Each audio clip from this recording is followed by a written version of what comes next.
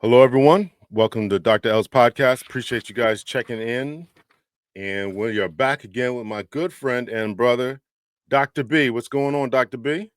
God bless you, sir. It's honored to be on Dr. L, and Dr. B. All right. We're The set to go, doctors are man.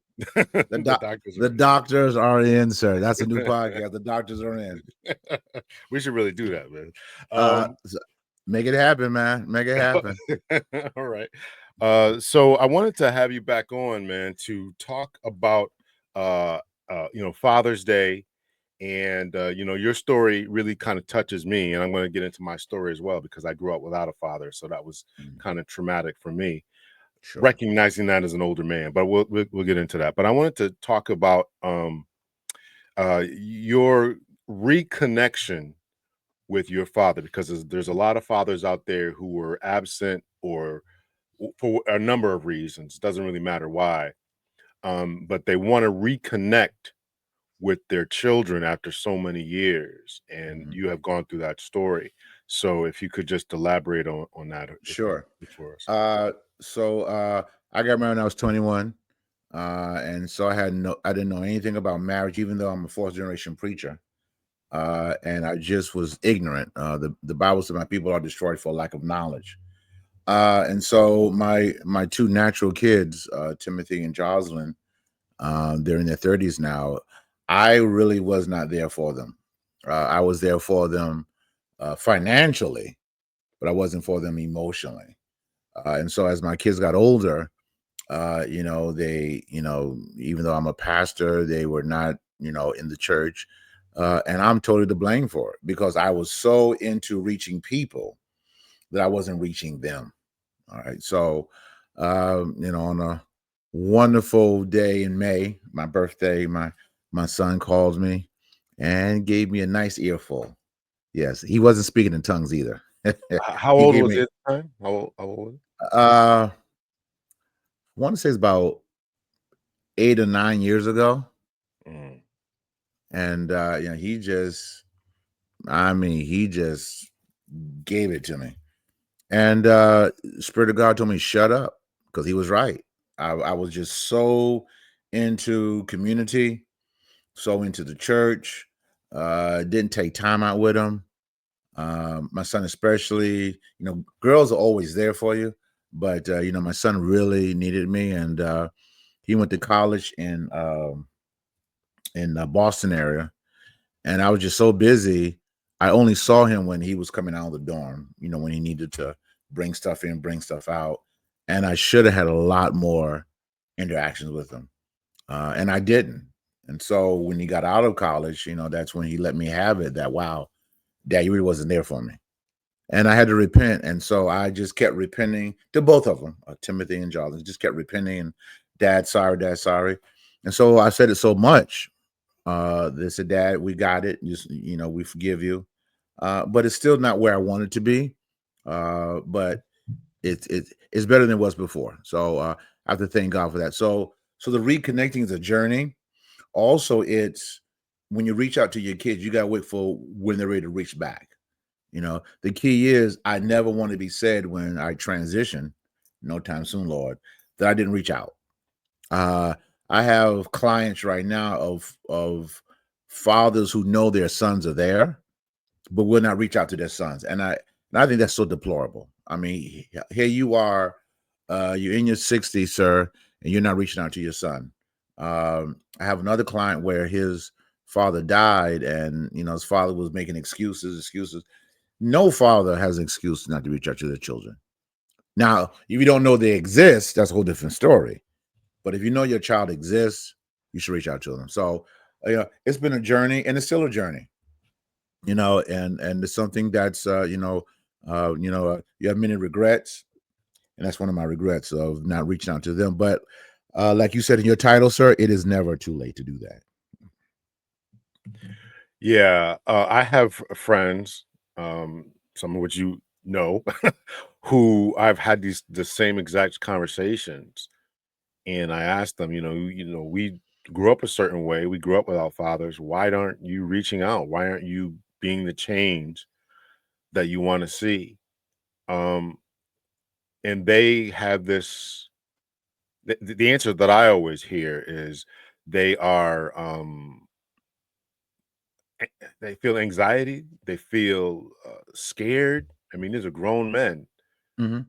scared, feeling anxious, feeling a sense of, they're letting their remorse and their inability to confront stifle their potential relationship.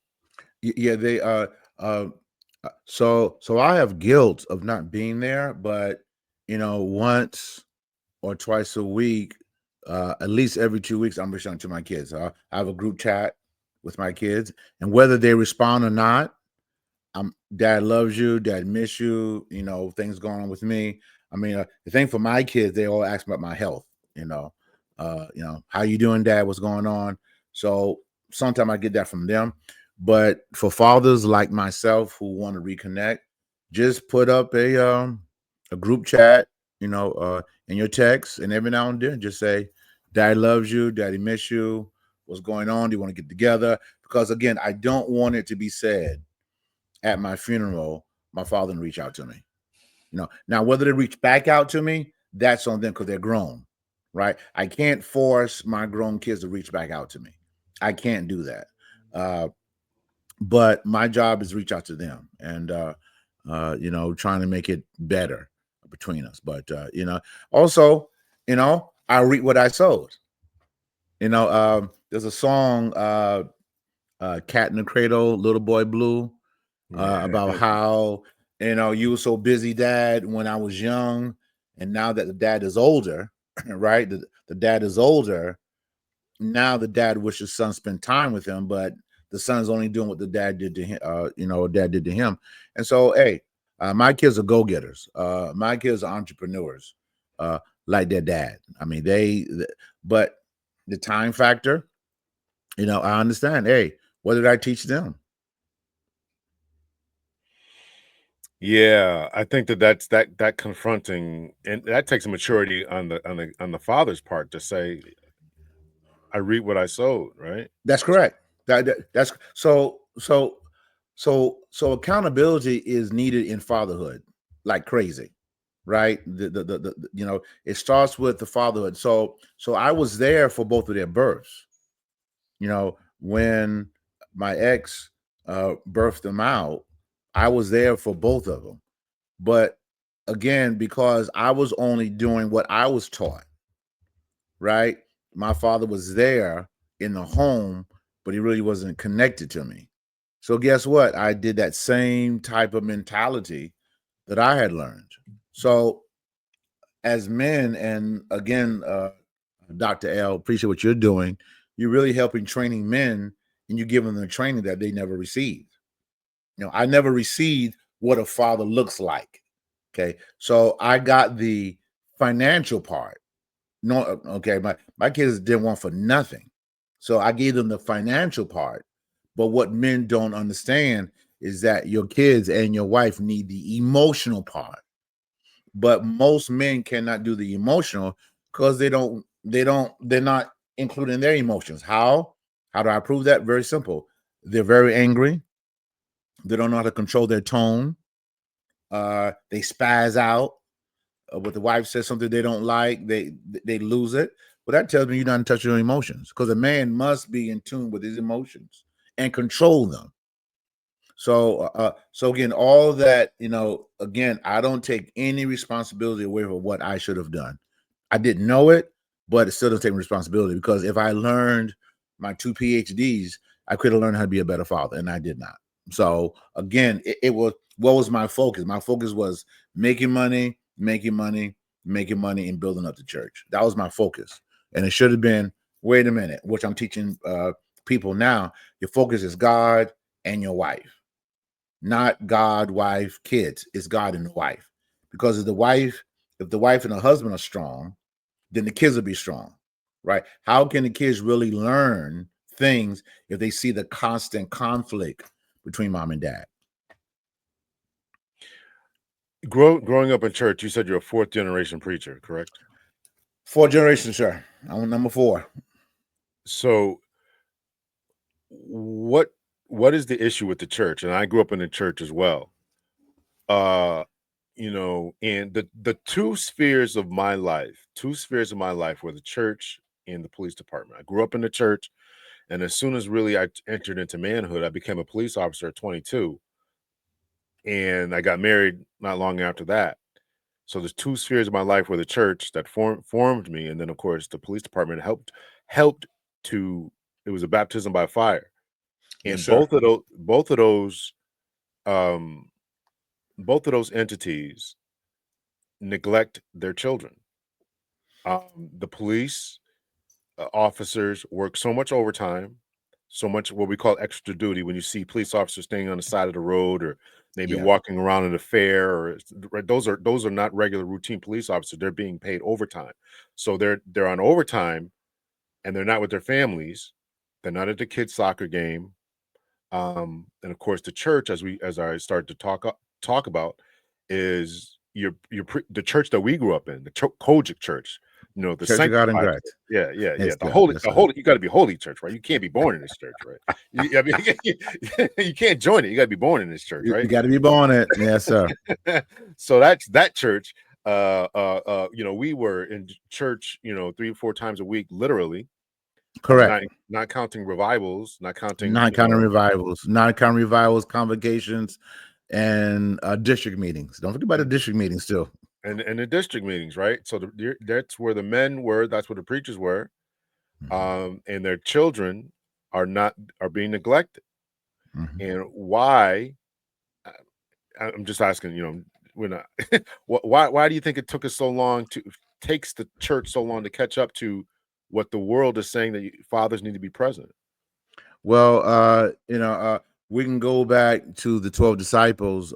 As of we know, only one disciple was married, which was Peter.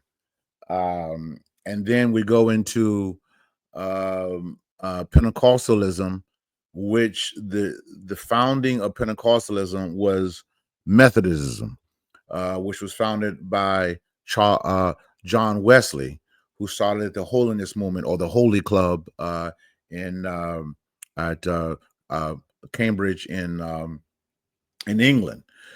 His marriage was jacked up. He married later in life. His wife was a little older than him, and it was tumultuous from Jump Street. So his marriage wasn't great. And then then William Seymour, which predated Church of God in Christ and the Pentecostal movement, his marriage was so-so, but it was he got married late as well. Bishop Mason was married 3 times. His first wife left him. His second wife died on him, and the third wife, he got married to her, but he was much older. But the bottom line is the emphasis was not family. It was all about church, church, and church. And I grew up with the mentality that they told us, you take care of God's business, God take care of your business. To a certain extent, that is correct, but that doesn't include the family, though. Because, again, the husband is the farmer and the seed. All right. And so, based on that, what he does affects the family. And that's why we have so many men who have a church background who are dealing with their sexuality because the fathers are not there. They're around women all day, in church, no father figure. So, yeah, so I have no father figure. So let me emulate what I see in church. That's the issue. But again, that's why fathers are needed. And to go even deeper than that, uh, Mary, the mother of Jesus, even though she was not perfect, even though the Catholic Church says she wasn't perfect, because of the empowerment of the Holy Ghost, which represented the male or the seed. It made her holy. So the power of a man is so powerful, Dr. L, because you can make your wife good or make your wife into a B. That's how powerful we are. And one of my logicals that I do with men is very simple. Oh, Dr. B, my girl's a B. I said, bruh, I got something for you. He said, what? I said, She wasn't that way when you met her. I said, how you know? Because you wouldn't have married her. So what has happened in the 5-10 years you've been with her? Because of what you have said or done or lack thereof, she's become this bee because you're not feeding her. And when you don't feed a woman on a consistent basis, she becomes a bee. That's just that simple, because a woman is a mirror of the man. She is a mirror.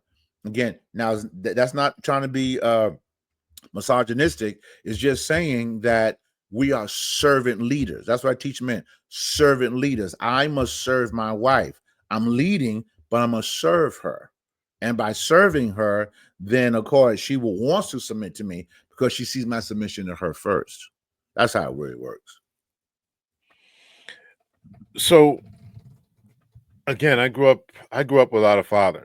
It was, I didn't really process it until I was a full grown adult, 25ish or so, and recognized some of the lacks that I had. Again, I entered the police department, and there's there's a level of assertiveness you have to have, and I'm wondering, like, why don't I have this level of assertiveness? Why don't I have this level of confidence? And I'm around these other dudes, right? And they're these cops. They're big bad bravado. Everything is this that. It's my way or the highway. And I didn't really talk like that. I had to learn. Particularly, I got promoted to the rank of sergeant. And when I was 5 years in, so I was about 27 or so when I got promoted to sergeant. And when I was studying for those examinations, they talked about leadership and what that looks like, how to act. And I was like, man, I don't know if I have these qualities, but I had to talk myself into this, because I'm reading this material and I'm like, man, I really am lacking some of this.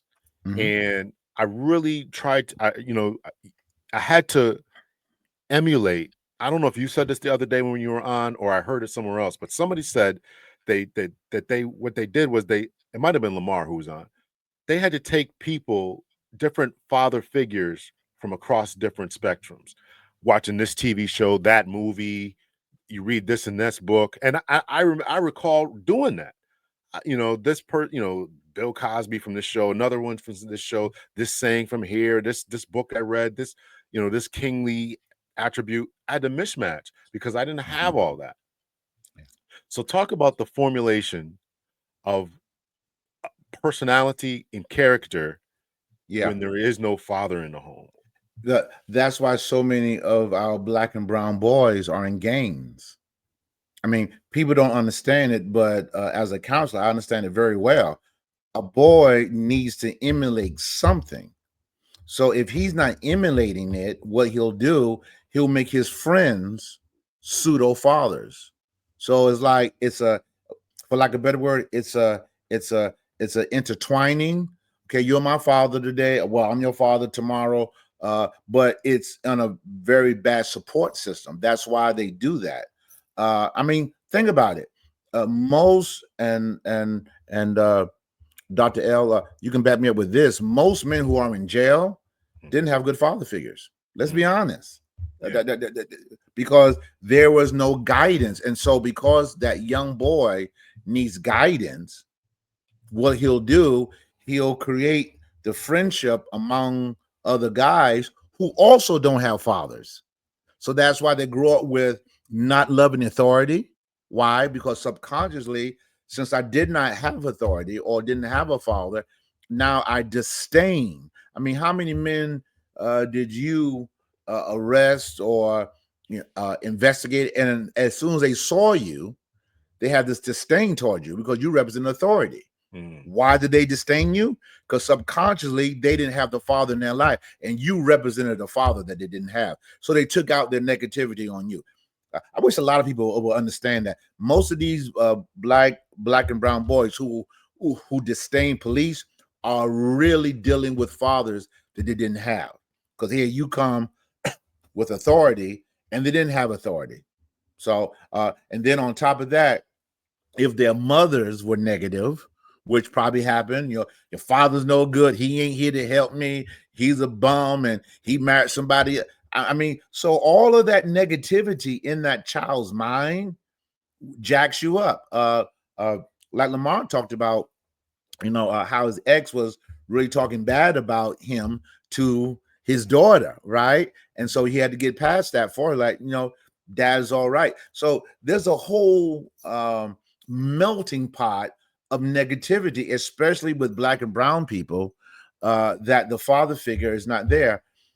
On top of that, we cannot deny what slavery did to us. Now, my white brother said to me all the time, "Why do you talking about slavery?" Very simple. There are no Brantleys in Africa. My last name is a slave name. My last name represents my slave master. So every day, my first name is, from my parents, but my last name, it represents my my slavery. Unless a Black person is called freedman or whatever, the majority of Afro-Americans' last name represents their slave name, the majority of them. So that's why I cannot deny, taking the responsibility away from the man. As you know, Dr. L, there were times when the slave master wanted that before the Black man could marry his wife, the slave master had the right to have sex with her first. I mean, I don't know about you, that's going to jack me up. I'm in the cabin and slave master having his way with my soon-to-be wife. So there's a lot of issues that come with Black and brown that have jacked us up, but that's not an excuse to stay in that mentality either, though. Well, I can appreciate that. It's not an excuse to stay in that mentality. No. So many of our brothers use excuses. Listen, bro, if you can learn to get Nikes, if you can learn to polish your car, you can learn to be a better person. Stop using excuses. Just like you wanted the jewelry, just like you wanted the gold in your mouth, just like you want to know, you can do the same thing with, what? I want better for me, but also want better for generations behind me as well. Yeah. The reconnecting that you've done with your children, is it a slow process? I mean, obviously you can't rush it. I mean, talk about that a little bit more if you could. Yeah, it's I think for most parents, we want it fast. Why? Because our time is not here longer. I'm 61 minus 1. I'm in my fourth quarter. So I don't know how much longer I have. We have friends who are dying that we know of in our age range. So for us, we want it faster because we want things right. But again, you just put it out there, you reach out to them, and that's the best you can do. Of course, I would like my kids around me all the time now because I'm older, but they got their career. They got things they want to do. All right. So I can't muffle them either. But at the same time, as long as I'm feeling that, I'm doing my part, that when they call, I immediately reach back out to them. No doubt about it. I call them immediately. Why? Because I never know when my last conversation is going to be. I never know. And I want my last conversation good. So my father died of a stroke at 68. And we were starting to get better. I think that's one of my catalysts is that we were starting to have those conversations. And I would tell any man right now that before your father dies, have those strong conversations. Have those, I wish I had talked to my father like, why are you so angry, Dad? I wish I didn't have that conversation with him because I was afraid of my father. I was at that time, I was afraid of my father because of what I dealt with as a child. So I had to get over that to even start the conversation with him. You know what I'm saying? You start the conversation with him. So there are a lot of barriers, but I feel personally, it is not the job of the son to reach out to the father. It's the job of the father to reach out to the son. I definitely That's just No, that's just my mentality. My son need to reach out to me. No, Negro, you created that son. You reach out to him. You are the parent. That relationship never changes. So these guys who are in their 60s and 70s saying, then reach out to me. No, Negro, you reach out to them, because that's your son. That's your daughter. And how many daughters and sons have been jacked up because of this mentality of you bow down to me? No. One of my issues, Dr. L, is that I had to finally recognize my kids as being adults. I was still treating them as kids. Nah. Again, it was my son that said to me, Dad, we're no longer kids. We're adults. And I said, like, yeah, you are, aren't you? Yeah. So it's really incumbent upon the father to reach out to the son, even in biblically, right?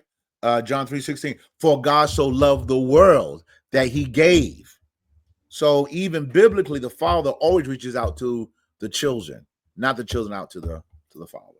How often would you, somebody's struggling to do exactly that? How often, maybe they created a chat, a group chat with their kids, or even text a one-on-one. How often would you say, and they're not getting responses? Should they continue?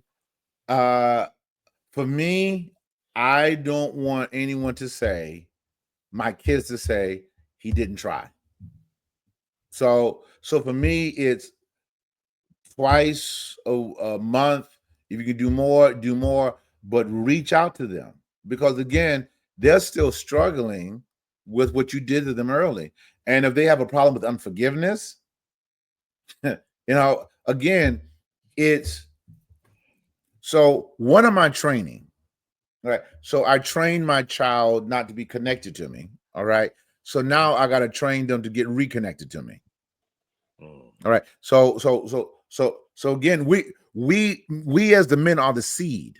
What am I putting into my child? What am I giving my child? So in the first and second half of my life, I gave my child bad seed of family. You know what? I'm ashamed to say this. I don't remember taking a vacation with my kids when they were small. I don't remember taking a vacation, maybe one or two, but I don't remember taking a vacation because I was just so busy. I was involved with their soccer, stuff like that. But one-on-ones, I mean, what I would give to, take a Saturday out with my kids when they were small, I didn't do that. What I give to, sometimes I play football with my son, but I didn't do it regularly. I mean, we saw some movies together. I mean, what I would do differently is definitely have those mono times with my son and with my daughter. But guess what? I can't go back. I can't go back in the time machine. So the best thing I can do, Dr. L, is teach men who are younger than me what not to do and what to do. That's powerful, man, because of course I never had that. And I because of my own upbringing, because I didn't have it, I made sure I did it, and I didn't work the overtimes. I didn't do X, Y, and Z because I wanted my kids to have that. Sometimes I think I did too good of a job because these Negroes call me all the time. Well, again, so with my kids, I wish I had a close relationship with them more. But at the same time, they're very independent. So I like that, not just because they're not in my pockets, but when I pass away, I know they're going to survive. Yeah. So many of these kids, they don't know how to survive without their father or their mother, which is ridiculous. That means you did a bad job, Dad. Yeah. Can they survive without you? Yeah. And if they cannot survive without you, you did another bad job. That's another sign of a good leader, is if everything can operate when you're not there, that means you did your job. That's a sign of a good leader. My son and my daughter, very proud of them. They're doing their thing.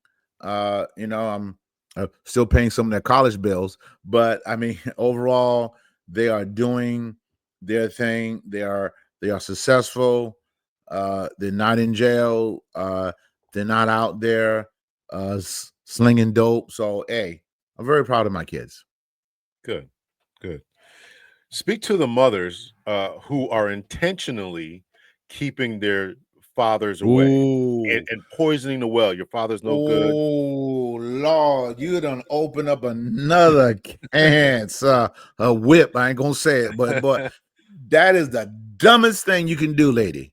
That is the dumbest thing you can do. I know you're mad at the man, but don't use your children as a caveat for your anger.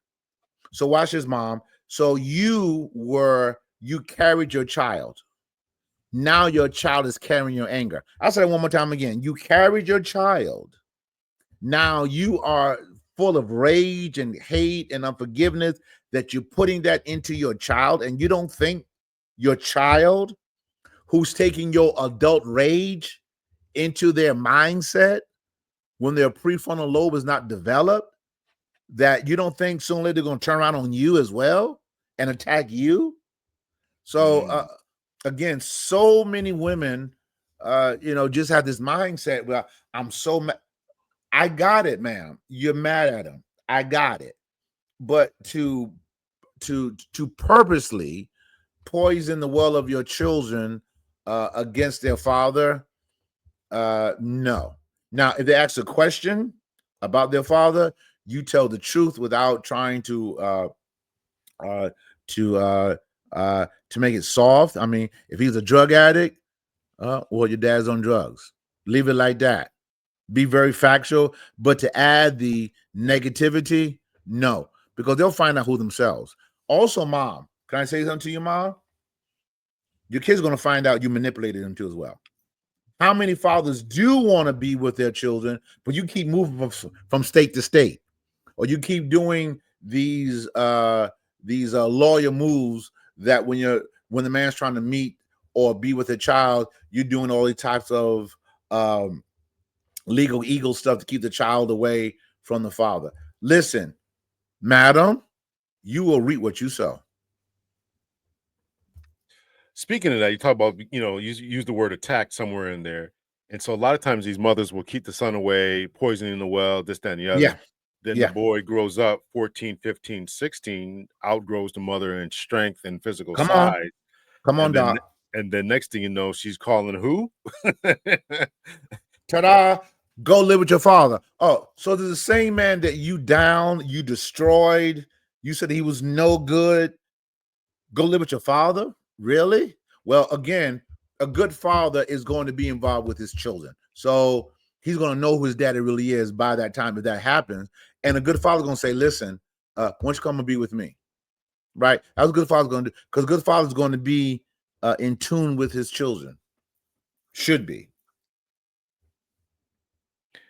For the ladies, for the females, ladies, girls, I guess it could be the same for the boys too.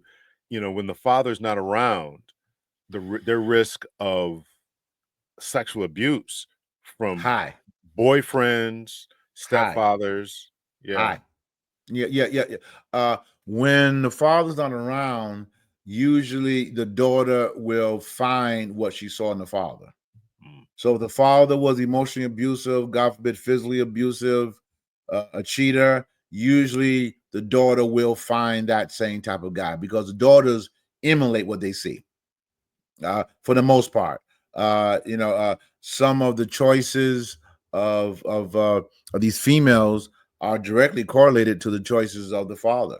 That's why, even with my daughter, I don't get in her dating business at all. But she did something. She did a TikTok, and she said, my daddy wasn't perfect, but my daddy told me some things that really touched me. I mean, that really touched me. That wow. So I did a little bit right.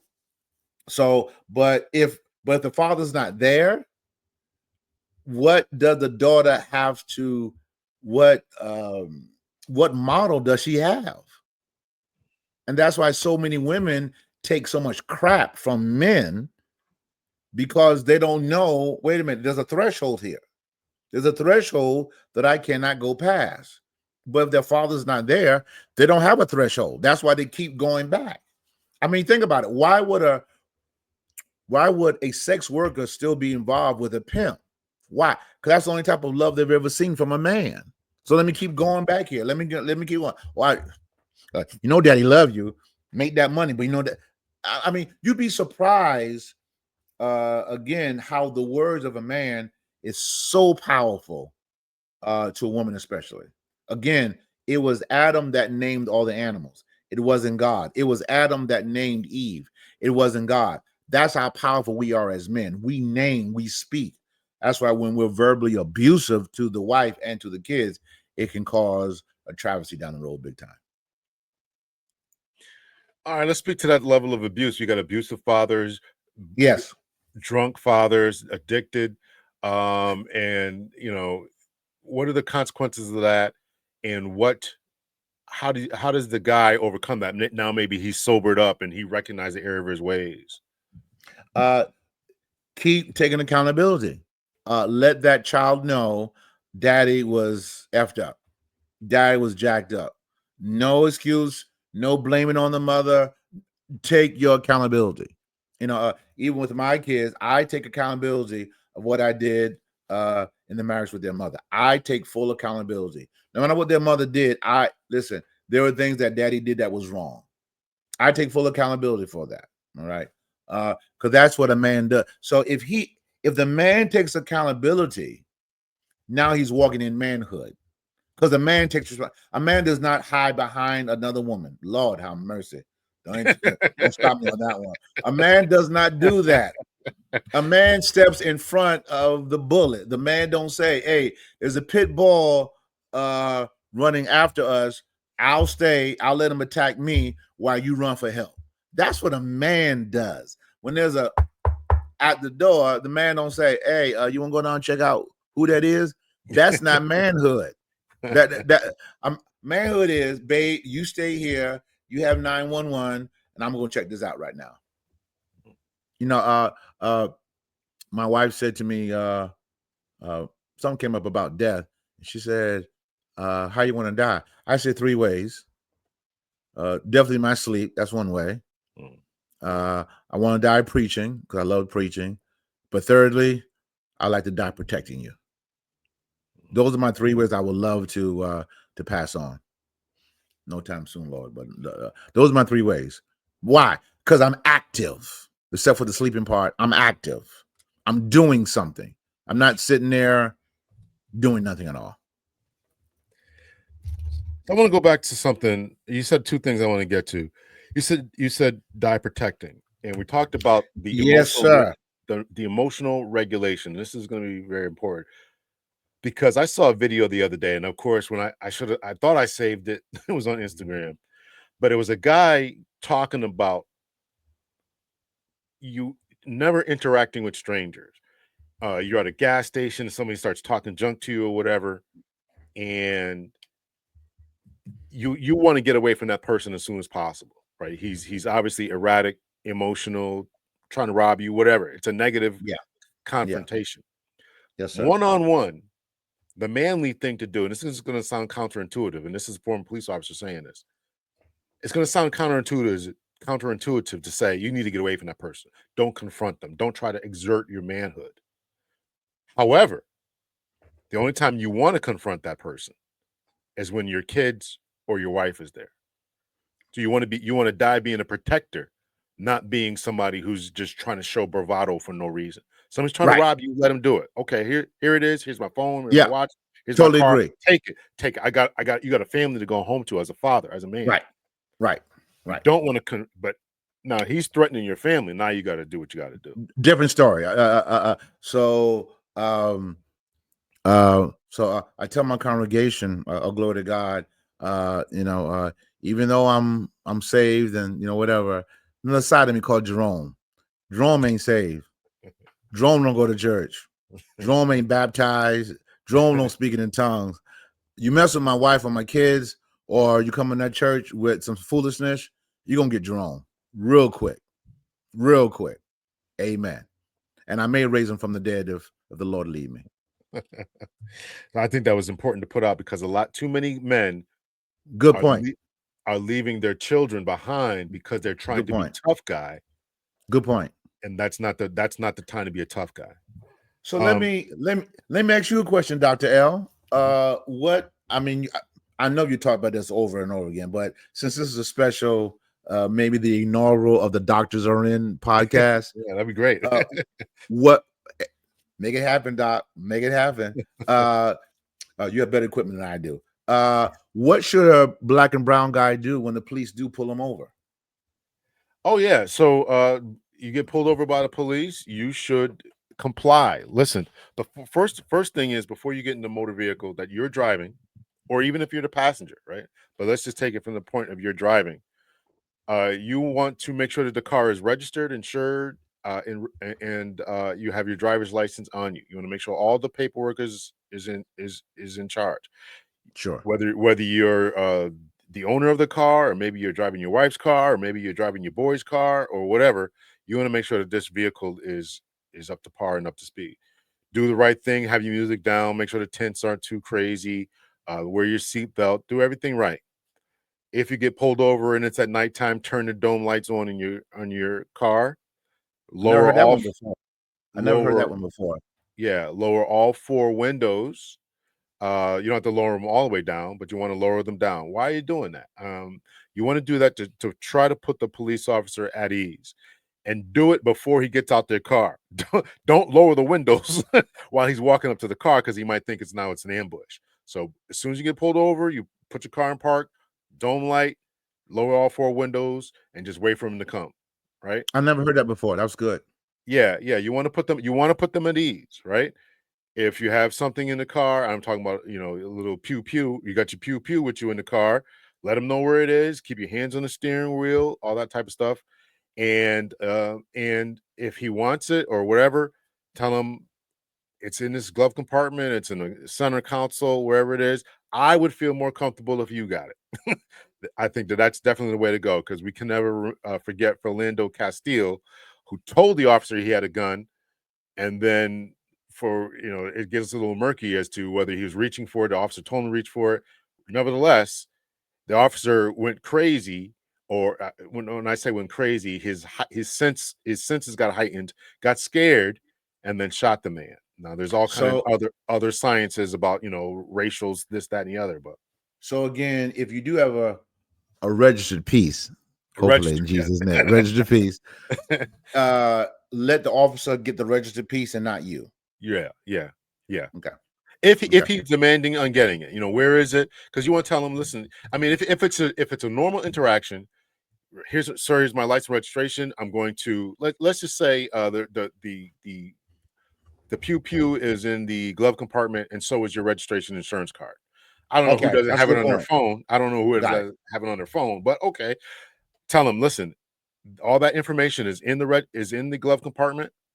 I want you to get it because it's there, and my firearm is there, which is registered too. And he may, I would do everything the officer's telling you to do.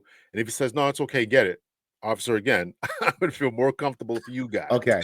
Because you don't want any kind of craziness, right? Because he might be talking to you, might be engaged with him. Meanwhile, there's another backup officer on the other side, and you don't see it, don't know who's there. He sees you reaching for it. You want to avoid all that type of nonsense. That's good. Now, I thought that when they do check your license, don't they also check if you have firearms or registered as well? It's been a while since I retired 2019, so I don't know if all that is interconnected yet. Okay. I would assume that it's not. I would just make the assumption that it's not. I haven't asked anyone recently, but sometimes I got pulled over. Yeah, I get pulled over. I got pulled over. You get pulled over? Well, I was in Virginia, and I was moving. I was moving, right? And so I'm like, oh man, because you got Waze, right? And Waze will tell you where the cops are. Wait, the Waze app, and so I'm like, man, what's wrong with you people? Nobody's telling you where the cops are at. So I get pulled over. It was a black cop. He comes up. He's like, he's like, you did this, then the other, and as soon as you saw me, slow down. I'm like, yeah, you're right, I did. And then he's like, all right. And so he went back to his car. He's like, you got your license on him? I handed him my license. He came back. I'm like, you know what, the insurance or registration is like, and then at that time I handed him I got a retired car too. I got a retired car. He's like, man, you should have handed me this before, man. So my point is that they're checking stuff, right? Technology Got is it. caught up, they're checking stuff. They know if you're Got it. wanted, registered, insured, all that kind of Okay. stuff, right? And obviously keep an insurance card. You should take photos of this stuff and keep it on your phone and all that kind of stuff, right? So depending on the cop and how much of a jerk he wants to be, he or she wants to be, or how cooperative you are, if you show them something, sometimes you forget. Like I walked out the house and forgot, but my wallet, my driver's license, everything else, but everything's on my phone, So, but Got they it. can still Okay. check. I All at right. least I'm saying you have pictures of stuff on your phone, so they still check and just be cordial, nice. Yes or no, sir. Yes, ma'am. No, ma'am. And just follow directions and instructions. This whole I want to see your supervisor. What'd you pull me over for? That was my next question to you. Why do you see that? And people, this is all, I'm not taking over his podcast. I'm just trying to get people home for Father's Day. Why do you think black and brown have such a belligerence when police do pull them over, in your Yeah, I think opinion? it's partly what you said previously. They have this complex with authority. There's also the Yeah. complex of what happened to us years ago, the Sure. 50s, 60s, 40s, Sure. and all Sure. that. Then the Sure. grandparents told the stories. I think that's Yeah. wearing off to a large degree. I think that you're seeing a lot more cooperation, and conversations like this. Conversations like this will help to lower the temperature between police and the Mhm. community. I think the police are trying to do a better job within the community and trying to, they're trying to do a better job within the community, reaching out and stopping all this type of nonsense in the beginning. So I think that's essential. So it's a lot of that. So a lot of times people just want clicks and views. They want to exercise their authority, right? You're a police officer, you work for me, that kind of nonsense, which I tell you is going to go nowhere but a $300 and $400 ticket. It's going nowhere. Everything you say is just increasing your ticket. So Got it. yeah. So Thank you, Dr. L, for answering my questions. Go ahead, sir. Go ahead now. no, anytime. uh you talked before, and I'll let you go after this. Two more questions I got for you. Yes, sir. You talked before about hiding at behind another woman.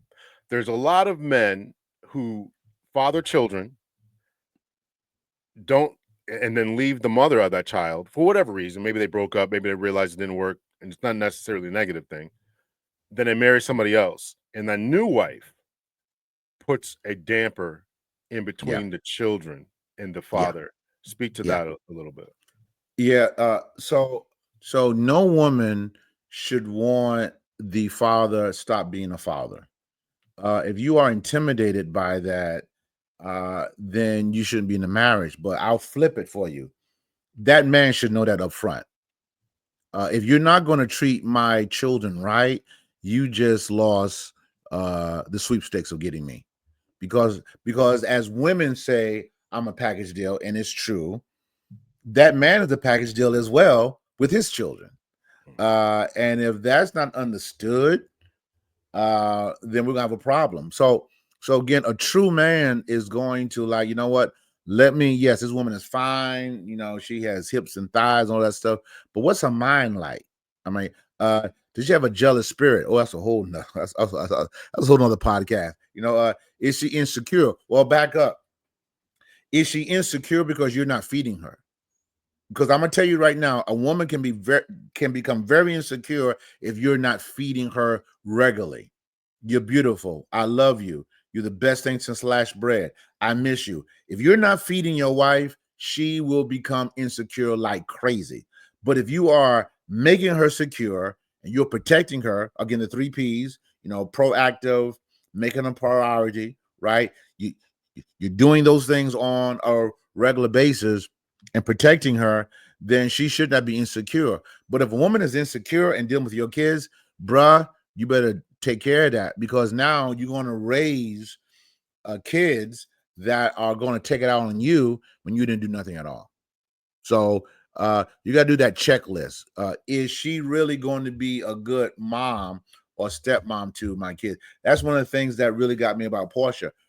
She really gravitated to my kids when my kids needed her, because my kids needed a mother at certain times of their lives, and Porch stepped right in to come into my two kids' life, and I like, wow, I hit the jackpot, because not only is she a wife, she's also a mother to my kids as well. Awesome. Awesome. Speaking of being a surrogate, stepping in there, Yes, sir. there's a phenomenon going on where men are finding out that they are not the father through DNA Oh, tests. Lord, have mercy. Mercy, Lord. Mercy, Lord. Mercy. Mercy, Lord. Go ahead, man. I'm sorry. Woo! Well, brother, I just wanted you to speak to that, man. Should they still step in and be fathers, or they've been Oh, raising, or wow. should they You know abandon what? them, or what are your thoughts You about know, that? in my opinion, yeah. They gotta treat, listen, I was here the whole time under the pretense that you were my child. Why am I now going to stop having that responsibility? You may not be you may not be my child biologically, but you are my child emotionally, mentally, and I'm here for you. That should never change. Now, dealing with that woman, that's a whole other issue. Right. That's a whole other issue. But no, that child. And speaking of that, Dr. L, very good point. I've seen men, when they divorce their wives, they also divorce their kids. Absolutely not. So just because Step kids, or you mean step kids? no, they're original kids. Okay. Okay. You know, Okay. I am so mad at your mother. I don't want any interaction with you or your mother. That is totally wrong.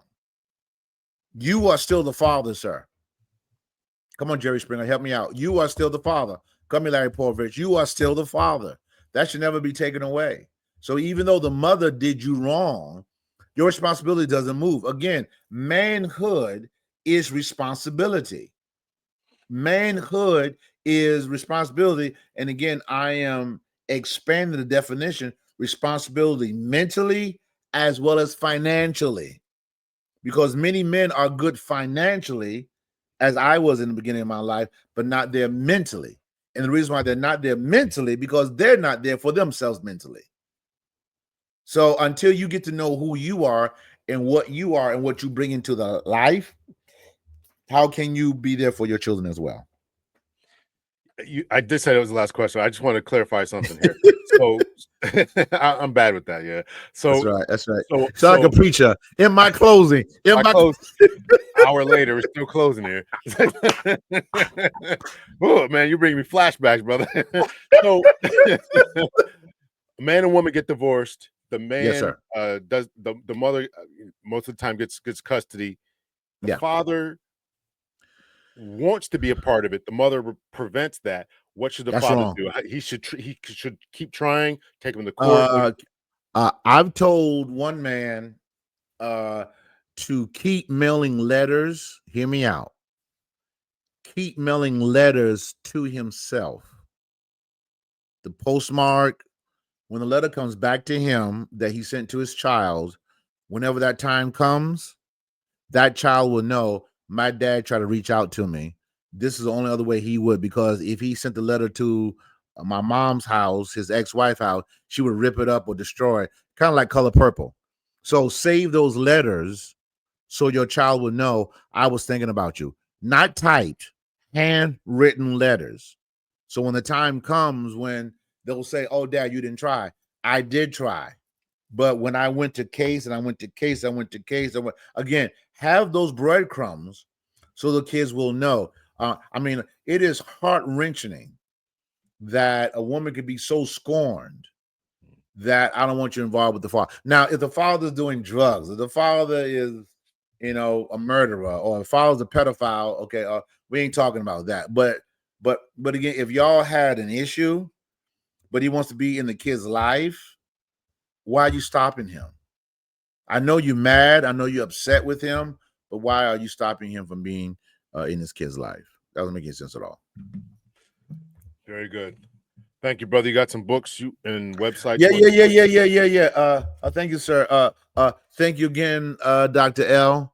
And if the Lord leads you, maybe this will be the podcast where the doctors are in. Maybe the black doctors are in. I don't know. Anyway, so I've written some books. So this is my latest. I have a devotional for men. It's a devotional book, all 365 days. It's called Successful Marriage for Successful Men, and it's really the mirror of this book, Successful Marriage for Successful Men. So what I did, I took this book and made it into a devotional that has scripture, lessons. Also, I use my Dr. B 2-minute drill. Over 5 million views on Dr. B 2-minute drill. So this is in the book too as well. Not all of them, but a good portion of that. So these two books as well. It's Then I Successful have Marriages for Successful Men. Is that the name of it? Successful Marriages. I can't. Successful Marriages for Successful Men. Dr. T. Charles Brantley. Okay, gotcha. yes, sir. Yes, sir. And I can get that from Also, your website, right? Which is on the screen. yes. Go to my website right there, sir. Yeah. Real men don't need closets. Talk Okay. about men that men have to be totally vulnerable. They cannot hide from their wives. I like having sex with my wife naked. Amen. I don't mind putting the panty to the side, but I prefer naked. But you got I to be like the panties totally to the side, brother. I like that, man. Yeah. when you see the panty at the same time. Yeah. That's a beautiful thing. That's a beautiful thing. That's a beautiful thing. So I'm also chaplain for the fire department, police department in Naugatuck. I'm also chaplain for the state troopers. So this book, Survival and Healing, was written mainly from Sandy Hook. I was there at Sandy Hook. It affected me so much. I took 5 years off from being a chaplain. So this talks about my journey of healing from that as well. Okay, I didn't know you had that book. Okay. Yes, sir. Yes, sir. All right. Yeah. I'm in my police uniform. I don't know if you Okay, can I'm see gonna that get or that not. one. Okay, I'm gonna get that. Yeah. I didn't know you had that one. Okay. I will donate to you this today to you, sir. All right, Oh. doing this for today. All right. So this is my second dissertation. Crucified husband, glorified husband, teach men how to be husbands. You cannot be a true husband if you're first not crucified. In other words, the Bible says, husband, love your wife as Christ loved the church. So if I want my wife to love me like crazy, I got to be crucified. In other words, things I don't want to do, I will do because I'm crucified for the sake of God, and also sake of my wife. So a man cannot be glorified until you first crucified. Very powerful and the scriptorial. And my last book that I'm gonna talk about, hang on, I got these are my books for men. Yeah, I think this is it. This one, Marriage Bed Unfulfilled. So a lot of men, when they reach my age, 50 on, they don't understand that they got to go from penis driven to mind driven. ED is a very major issue of men as they get older. Testosterone levels are going down. So in this book, first I tell men, first get the physical checkup to find out if it is your testosterone. And if it's not your testosterone, then it's usually something emotional. And it's usually stress, depression, but it's also our, back in the day when we were 18, we see something, we acted real quick. But now as we get older, we must go from penis driven to mind driven that, okay, I need to have sex with my wife at least twice a week or 3 times a week. Well, the Bible does say they were fruitful, be fruitful, multiply, replenish. So it really should be 3 times a week, but that's what the doctor says in Jesus' name. Amen. But thanks for having me, Dr. L. I'm going to take out this book and have it to you, sir, and give it to you next time I see you, sir. I appreciate that. Thank you, man. I appreciate it. That's it, brother. So you got a website. Are you still doing a podcast or a radio show? Yeah. Hang on. Oh boy, You do a 2-minute drill on Instagram or something like that? Yeah. So my 2-minute drill is Dr. B 2-minute drill. That's on TikTok. I'm trying to find my little advertisement here. Yeah, that's on TikTok.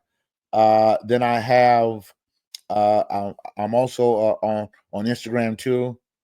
I don't have the thing, but it's on my website. But so I do a 2-minute drill. At least 1 or 2 videos drop every day. I'm up to hang on. I'm up to I think your IG handle is relationship trainer. trainer. Relationship trainer. Yeah. My 2-minute drills, I'm up to it doesn't show me. Yeah. I'm up to 2600 2-minute drills. That's on my podcast. I have 6 different podcasts as well. So I stay busy just a little bit. Not like you, Dr. L, but I stay busy just a little bit. I'm calming down, brother. You have no idea. All right. So in your podcast, or we're on YouTube, Facebook, Instagram? YouTube, Facebook, Instagram, and mostly TikTok as well. That's correct, sir. All right. And 6 of them. What are you talking about? 6 different podcasts? Yeah. So I've Real Raw with Dr. B, which is my 2-minute drills. Okay. I have I Like to Holla, but I need to apologetics. I have my classic Hot 937. Apologetics. Yes, that's the defense of Christianity. That's correct. So that's what one of my PhDs are in. Yes, sir. All right. Where's that at? I gotta follow that one, man. Where's that one at? That's all on my website, sir. Okay. drtcbrentley.com. All right. Okay. I have a classic Hot 937 1410. That's when I was on radio with Hot 937. All of my videos, all of my audios with them. Okay. Then I have Exploring the Bible with Dr. B. Okay. So last year I started going through the entire Bible. Okay. I've gone through, I think, 18 books of the Bible so far. Okay. So it's just going book by book, verse by verse. Then I have a website with the coach and the counselor with my lovely wife as well. Very good. Thank you, brother. I appreciate it, man. God bless you, man. Kept you on here for an hour, man. I really, really appreciate you. Love you, man. And let's do this again. We'll definitely do this. Doctors are in. We'll try to find a good name for it or something, man. At least talk once a month and really try to. That's what you do, bro. That's what you do, man. You're good at it. Yeah. Okay. All right, brother. I'll talk to you. All right. God bless you, man. Peace.